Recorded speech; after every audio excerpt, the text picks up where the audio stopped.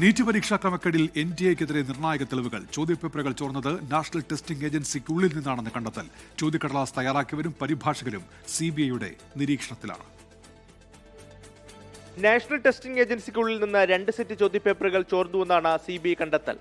ഒന്ന് കൈപ്പടയിലും മറ്റൊന്ന് ടൈപ്പ് ചെയ്ത രൂപത്തിലും. കെമിസ്ട്രി വിഭാഗം PV കുൽക്കർണിയും ബയോളജി ഭാഗങ്ങൾ മനീഷ മന്ധാരയുമാണ് ചോർത്തിയത്. ചോദ്യക്കടലാസ് തയ്യാറാക്കിയവരും പരിഭാഷകരും നിലവിൽ CBI നിരീക്ഷണത്തിലാണ്. സംശയത്തിലുള്ളവരുടെ പട്ടിക ഇതിനോടകം NTA CBIക്ക് കൈമാറിയിട്ടുണ്ട്. വരും ദിവസങ്ങളിലും കൂടുതൽ അറസ്റ്റ് ഉണ്ടാകുമെന്നാണ് സൂചന. നിലവിൽ 9 പേരെയാണ് CBI അറസ്റ്റ് ചെയ്തത്.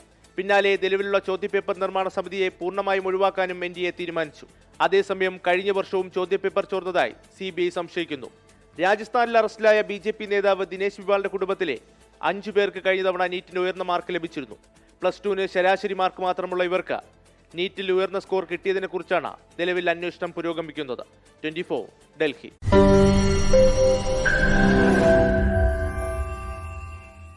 ലോകത്തെവിടെയായാലും ഏത് സമയത്തും 24 വാർത്തകളും ഓഗ്മെന്റഡ് റിയാലിറ്റി പാക്കേജുകളും എക്സ്പ്ലെയിനറുകളും വിശദമായി കാണാൻ ഞങ്ങളുടെ YouTube ചാനൽ നിങ്ങൾക്ക് സബ്സ്ക്രൈബ് ചെയ്യാം.